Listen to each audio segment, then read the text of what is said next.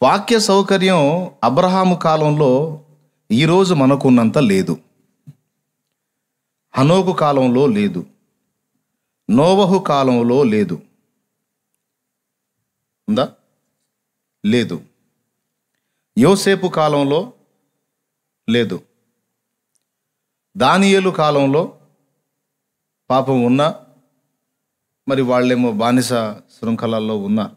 సరే, దానియేలును పక్కన పెడదాం, అప్పుడు కొంత ధర్మశాస్త్రపు అవగాహన వచ్చింది. అబ్రహాము కాలంలో వాక్యం ఎలా ఉందో ఒక్కసారి ఆదికాండం 15వ అధ్యాయం తీయండి. చదువు నాయన. 15వ అధ్యాయం మొదటి వచనం. ఇవి జరిగిన తరువాత యెహోవా వాక్యము అబ్రహామునకు దర్శనమందు వచ్చి, అబ్రామా, భయపడకము, నేను నీకు కేడము, నీ బహుమానము అత్యధికమగునని చెప్పెను. యెహోవా వాక్యము అబ్రామునకు దర్శనమందు వచ్చి, అబ్రామా, భయపడకుము, నేను నీకు కేడమును, నీ బహుమానము అత్యధికమగునని చెప్పాను. ఇక్కడ దేవుని వాక్యం అక్షర రూపంలో కనబడిందా, వ్యక్తిగా కనబడిందా అంటే అక్షర రూపంలో ఒక గ్రంథంగా కనబడలేదు, వ్యక్తిగా కనబడ్డాడు. ఆయన పేరు వాక్యం. ప్రకటన గ్రంథంలో కూడా దేవుని వాక్యం అను పేరు ఆయనకుంది. యోహాను సువార్త 1వ అధ్యాయం 1వ వచనంలో, ఆదియందు వాక్యముండెను, వాక్యము దేవుని యొద్ద ఉండెను, వాక్యము దేవుడై ఉండెను అని వాక్యం అని పిలువబడిన వ్యక్తి. అబ్రహాము దగ్గర వాక్యము అనే పేరిట పిలువబడ్డాడు. క్రొత్త నిబంధనలో ఆ వాక్యమే. ఏ వాక్యం? ఆదియందున్న వాక్యం, దేవుని యొద్ద ఉన్న వాక్యం, దేవుడై ఉన్న వాక్యం, అబ్రహామునకు ప్రత్యక్షమైన వాక్యం. ఆ వాక్యమే యోహాను సువార్త 1వ అధ్యాయం 14వ వచనంలో కృపాసత్య సంపూర్ణుడుగా మన మధ్య నివసించాడు అని వాక్యం చెప్తుంది.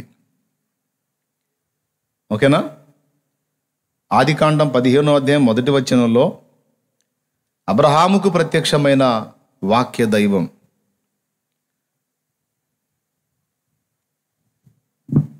తప్ప గ్రంథ పరంగా, గ్రంథ రూపేణ ఈరోజు మనకున్నట్లు గ్రంథ రూపేణ అప్పుడు వాక్యము వారికి అందుబాటులో లేదు. ఒకటి. రెండవది, ఈరోజు గ్రంథాన్ని తీసుకొని అభివర్ణించి వర్ణించి నిర్వచించి బోధించేటువంటి బోధక గణము ఆనాడు లేదు. ఈరోజు బైబిల్ మన చేతిలో ఉంది, మన చంకలో ఉంది. 66 పుస్తకాల బైబిల్ గ్రంథం, దేవుని వాక్యం. రెండవది, ఇందులో ఉన్న విషయాలు ఇంకా రకరకాల సంగతులు వాక్య సేవకులైన వారు ఈరోజు ఇబ్బడి ముబ్బడిగా బోధిస్తూ ఉన్నారు. కానీ అబ్రహాము కాలంలో ఇంత వాక్యము లేదు, గ్రంథము ఆయన చేతిలో లేదు. కానీ దేవుని వాక్యం చెప్పింది అబ్రహాము దేవునితో నడిచెను అని. హనోకు కాలములో లేదు, గ్రంథ రూపేణ వాక్యము లేదు. వాక్యము అనే వ్యక్తి ప్రత్యక్షమై దర్శనమందు వాళ్ళను సంధించడం జరిగింది. ఇంతసేటు రాత్రింబగళ్ళు తేడా లేకుండా హనోకున్న టైములో బోధించిన బోధకులు లేరు. గ్రంథము కూడా చంకలో పెట్టుకొని తిరిగేదానికి పరిశుద్ధ బైబిల్ గ్రంథం కూడా అప్పుడు లేదు. కానీ హనోకు దేవునితో నడచెను, అతడు దేవునికి ఇష్టుడై ఉండెను గనుక దేవుడు అతనిని తీసుకొని పోయెను. విశ్వాసమును బట్టి హనోకు మరణమును చూడకుండా కొనిపోబడెను. ఆదికాండం 5లోనేమో హనోకు దేవునికి ఇష్టుడుగా ఉండెను గనుక దేవుడు అతని తీసుకొని పోయెను. హెబ్రీ పత్రిక 11వ అధ్యాయము 6వ వచనం నుంచి మనం చూడగలిగితే, విశ్వాసము లేకుండా దేవునికి ఇష్టుడైనట అసాధ్యము, దేవుని యొద్దకు వచ్చువాడు ఆయన ఉన్నాడనియు తను వెతకు వారికి ఫలము దయచేయువాడనియు నమ్మవలను కదా. విశ్వాసమును బట్టి నోవాహు అది వరకు చూడని సంగతులను దానికి పైన అంటాడు, విశ్వాసమును బట్టి హనోకు మరణము చూడకున్నట్లు కొనిపోబడెను. అతడు కొనిపోబడక మునుపు దేవునికి ఇష్టడైనని సాక్ష్యము పొందెను. దేవునికి మహిమ కలుగును గాక. సోదరులారా, చాలా సీరియస్గా ఈ విషయాలు వినాలి. ఇది నెట్లో కూడా ఉంటుంది, అందుకే చాలా నమ్మకంతో మాట్లాడుతున్నా. ఇప్పుడు అందరూ లైవ్లోకి రాకపోయినా తర్వాత అయినా సరే ఇది వింటారు గనక ఇది చాలా ముఖ్యమైన సమాచారం, అందుకని నేను అందిస్తున్నా. హనోకు టైంలో రాత్రి పగలు తేడా లేకుండా బోధించే బోధకులు లేరు. వాక్యము కూడా ఈనాడు మనకు బైబిల్ గ్రంథ రూపేణ ఉంది, ఆనాడు వాళ్ళకి లేదు. హనోకు లేదు, నోవహుకు లేదు, అబ్రహాముకు లేదు. ఉందా? లేదు. కానీ వాళ్ళు సంపూర్ణులుగా దేవుని ఎదుట కనబడ్డారు. వారిని గురించి లేఖనం ఏం సాక్ష్యం ఇస్తుందంటే వారు దేవునితో నడచిరి అనుంది. ఒక్కసారి మానవ తర్కంతో ఆలోచిద్దాం.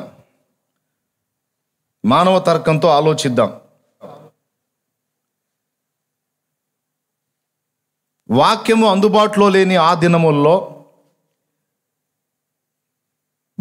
వాక్యాన్ని రకరకాలుగా నిర్వచించి రకరకాల టైపుల్లో బోధ చేసే వాక్య సేవకులు లేని ఆ టైములో వ్యక్తులు సంపూర్ణంగా దేవునితో నడిచే అవకాశం ఉందా?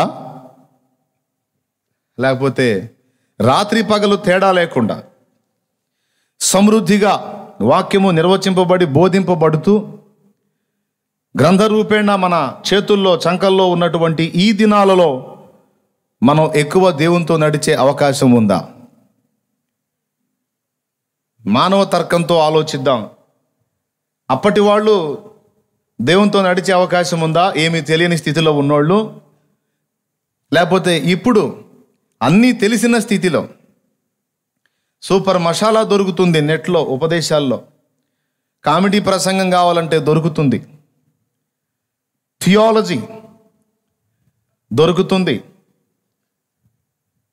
డెప్త్ మెసేజ్ దొరుకుతుంది, మంచి ఎగ్జాంపుల్స్తో కూడిన మెసేజ్ దొరుకుతుంది, రకరకాల ఆరాధనలు దొరుకుతున్నాయి, రకరకాల అనుభవాలు దొరుకుతున్నాయి, మంచి మంచి ఉపమానాలు దొరుకుతున్నాయి. సులువుగా విషయం అర్థం కావటానికి ఏ టైపు ప్రసంగం కావాలంటే ఆ టైపు ఊరక అట్లా క్లిక్ చేస్తే చాలు వచ్చేస్తుంది. సైంటిఫిక్ రీజన్స్తో ఉన్న ప్రసంగాలు ఉన్నాయి. ఈ రకం ఉంది, ఈ రకం లేదనటానికి లేకుండా ఆల్ ఐటమ్ ఫాస్ట్ ఫుడ్ లాగా మస్తుగా అందుబాటులోకి వచ్చింది.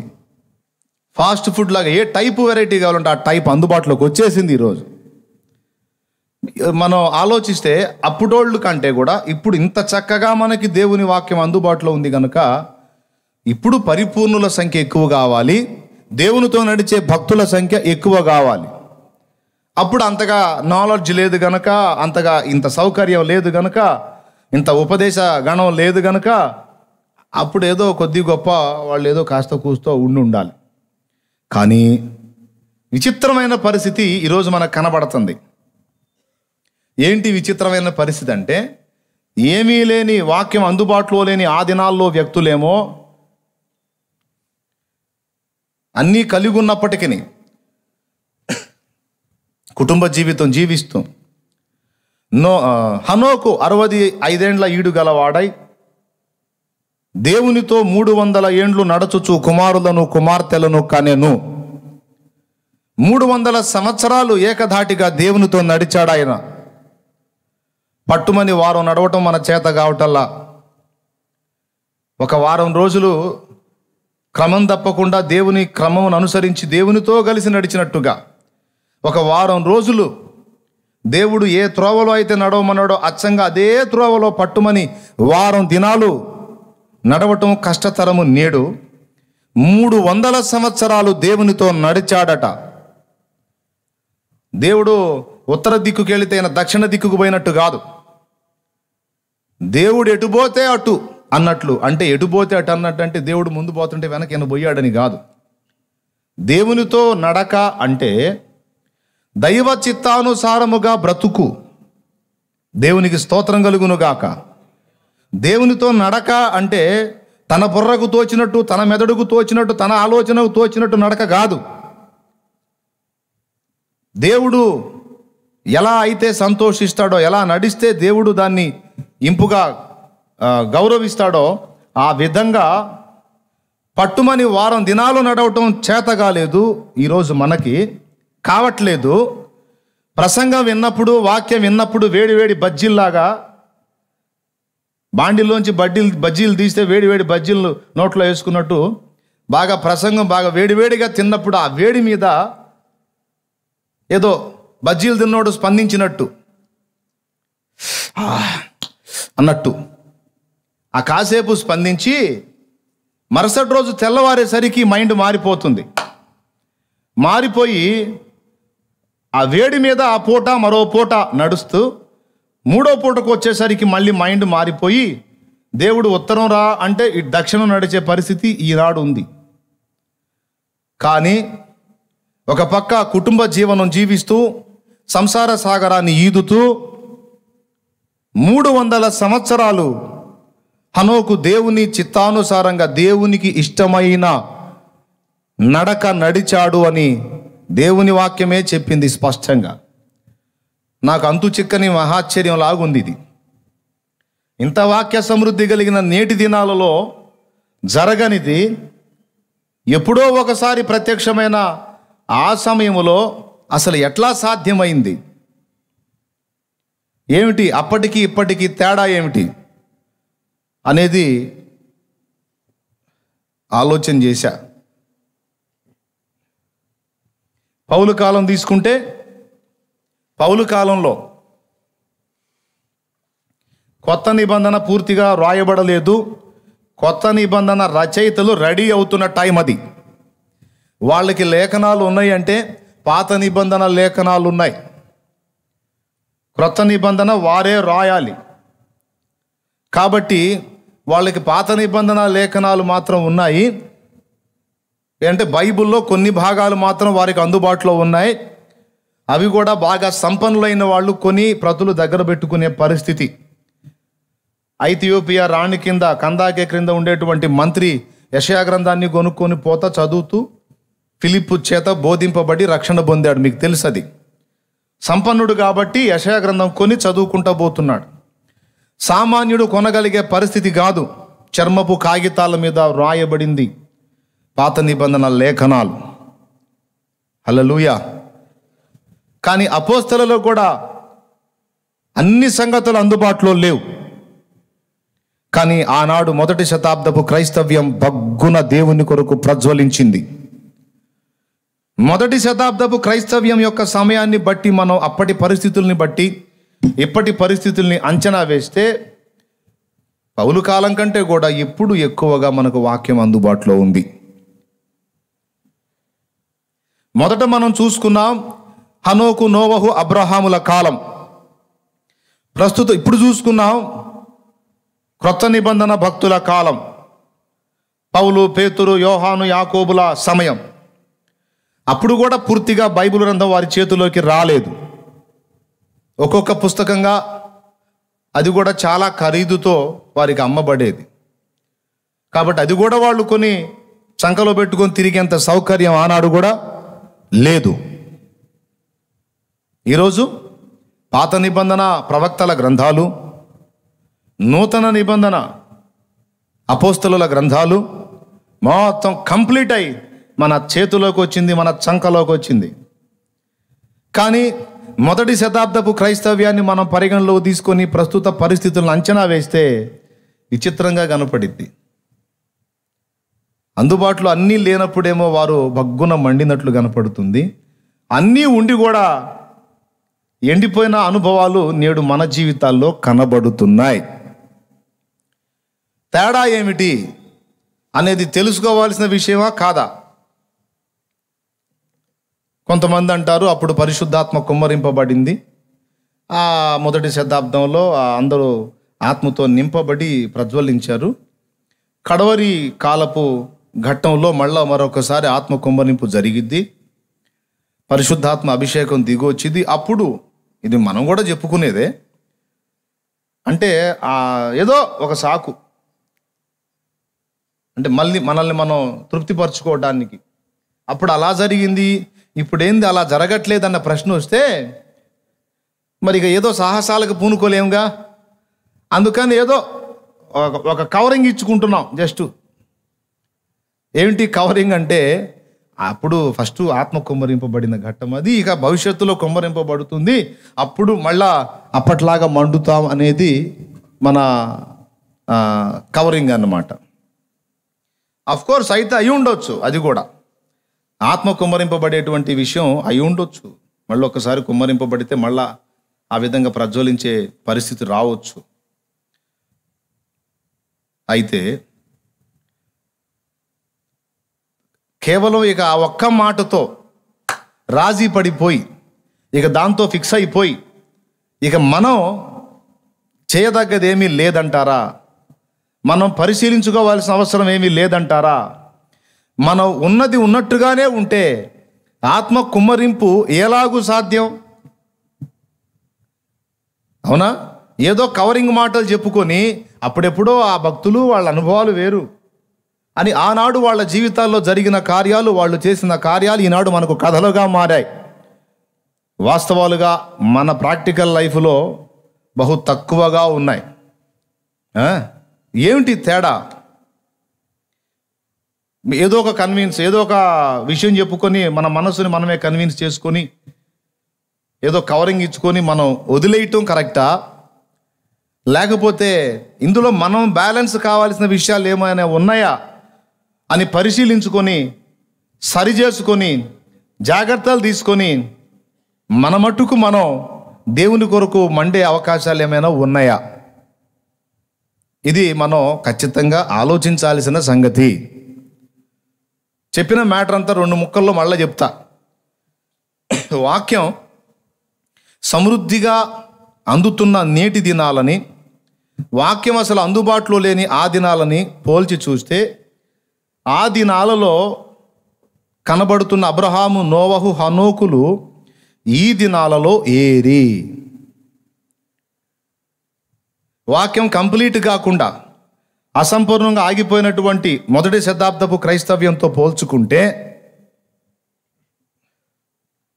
పేతురు, యోహాను, పౌలు, బర్నబా, ఫిలిప్పు, నతనయేలు, బర్తిలోమయి, తీతు, తిమోతి, ఎఫప్రొదితు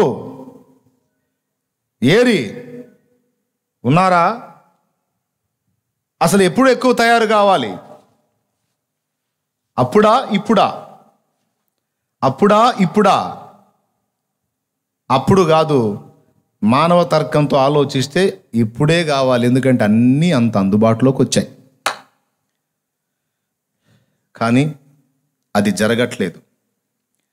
దేవునితో 300 ఏండ్లు ఏకధాటిగా నడిచిన హనోకులు కనబడరు.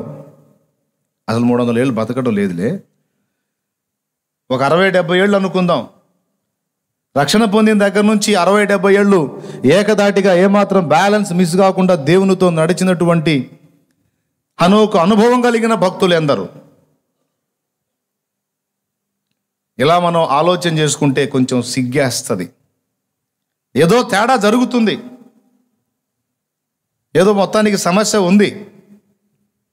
దాన్ని ప్రతి ఒక్కరూ కూడా ఆలోచన చేసి వివేచించాల్సిన పరిస్థితి ఎంతైనా ఉంది అని నా అభిప్రాయం. సరే, ఇంతసేపు చెప్పారు అయ్యగారు, ఇంతకు అసలు ఏంటి సమస్య ఏంటి? ఒకటైతే స్పష్టంగా అర్థమవుతుంది, అప్పటికి ఇప్పటికీ తేడా అయితే ఉంది. అప్పుడు అందుబాటులో లేని సరుకంతా ఇప్పుడు అందుబాటులో ఉంది. కానీ అప్పుడు తయారైన పాత్రలు మాత్రం ఇప్పుడు తయారు కావటం లేదు. తేడా ఏమిటి? కనీసం ఇంకా చెప్పాలంటే టీవీలు, సెల్ ఫోన్స్ అందుబాటులోకి రాక మునుపు కొంతమంది భక్తులు లేచారు, ఆయా ప్రాంతాలలో యథార్థంగా మండారు, అన్యజనులకు దేవుని మహిమను సుస్పష్టంగా కనుపరిచారు. వాళ్ళు ఏ విధంగా వేరే అడ్డదారులు తొక్కలేదు. వాళ్ళు యథార్థంగా దేవునితో నడిచిన భక్తి సాధన చేశారు. ఇది మనకు ముందు తరం వాళ్ళు కొంతమంది భక్తుల్ని మనం చెప్పుకోవచ్చు. కానీ ప్రస్తుత తరంలో, ఆనాడు కూడా మనకు ముందు తరం వాళ్ళకు కూడా అంత వాక్య సౌకర్యం లేదు. అదేందన్నా వాళ్ళకి లేదంటే టీవీలు ఎక్కడున్నాయి, సెల్ ఫోన్లు ఎక్కడున్నాయి? ఈరోజు మనకు అన్ని వైపుల నుంచి సమృద్ధిగా వాక్యం ఉంది కదా, మనకు ముందు తరం వాళ్ళకి లేదు. ఎక్కడన్నా ఫలానా ప్రాంతంలో ఒక మంచి దైవజనుడు వచ్చి సభ పెట్టాడు అంటే మైళ్ళు మైళ్ళు నడిచిపోయిన వాళ్ళు ఉన్నారు, సైకిళ్ళు దొక్కుంటా పోయిన వాళ్ళు ఉన్నారు, చాలా చాలా దూరాలు అతి ప్రయాసతో వెళ్ళి నిద్రలు కాసి ఒక్క పదం కూడా మిస్ కాకుండా వాక్యాన్ని విని, వాక్య దాహం, వాక్య ఆకలి కలిగి విని, వర్తమానాలు విని బలము నొంది దేవుని కొరకు భగ్గున మండారు యథార్థంగా. దేవునికి స్తోత్రం కలుగును గాక. మరి ఇప్పుడు మైళ్ళు మైళ్ళు మనం పోయి, కాలినడకనో పోయి, లేకపోతే సైకిల్ దొక్కుంటానో పోయే పరిస్థితి లేదు. అసలు మనం మంచం మీద, బెడ్ మీద పండుకొని అనుకుంటా చూడవచ్చు వాక్యం. ఏమి విజయ్ నవ్వుతావేంది? దేవునికి స్తోత్రం కలుగును గాక. హల్లెలూయా. అవునా? మరి ఏంది? మోకాళ్ళు వేసి వినే అవసరం కూడా లేదు. నిద్రలు కాసి మైళ్ళు మైళ్ళు నడిచి, ఒళ్ళు అలిసిందాకా నడిచి, ఆ ప్రసంగికుడు మధ్యరాత్రి దాకా వాక్యం చెప్పినా సరే ఏదన్నా అట్లా కునుకుపాటు వస్తే వెళ్ళి మొహం కడుక్కొని అమ్మో వాక్యం పోయిద్దని వెళ్ళి వినే పరిస్థితి అంత అవసరం లేదు. ఇప్పుడు చక్కగా బెడ్ మీద అటు ఇటు దొర్లుతా. ఇప్పుడు లైవ్లో కూడా కొంతమంది మరి ఏ స్టిల్లో ఉన్నారో నాకైతే తెలీదు. కొంతమంది ఆ సెల్ ఫోన్ అట్ట పెట్టి, బాయ్ ఆ నూనె అయిపోయింది చూడు, తేరా 1 కిలో నూనె అంటా చూస్తున్నారు. ఏ టైపులో, ఏ ఫోజుల్లో చూస్తున్నారో నాకైతే తెలీదు. లేదు అన్నీ పక్కన పెట్టేసి భక్తిగా చక్కగా సెల్ ఫోన్ ముందు పెట్టుకొని దేవుని వాక్యం వస్తుంది జాగ్రత్తగా వినాలి అని చక్కగా ముందు పెట్టుకొని చూస్తున్నారో నాకు తెలీదు. మీరు ఎట్లా చూస్తున్నారో నాకు తెలియదు. ఈరోజు నేను ఇక్కడే ఉన్నా, మీకు అందుబాటులోకి దేవుని వాక్యం వస్తుంది. కానీ ఎందుకో ఆనాటి అనుభవాలు, ఆనాటి మంట, ఆనాటి ఆత్మీయత, ఆనాటి పరిపూర్ణత ఈరోజు కనబడట్లేదని నాకు అనిపిస్తుంది.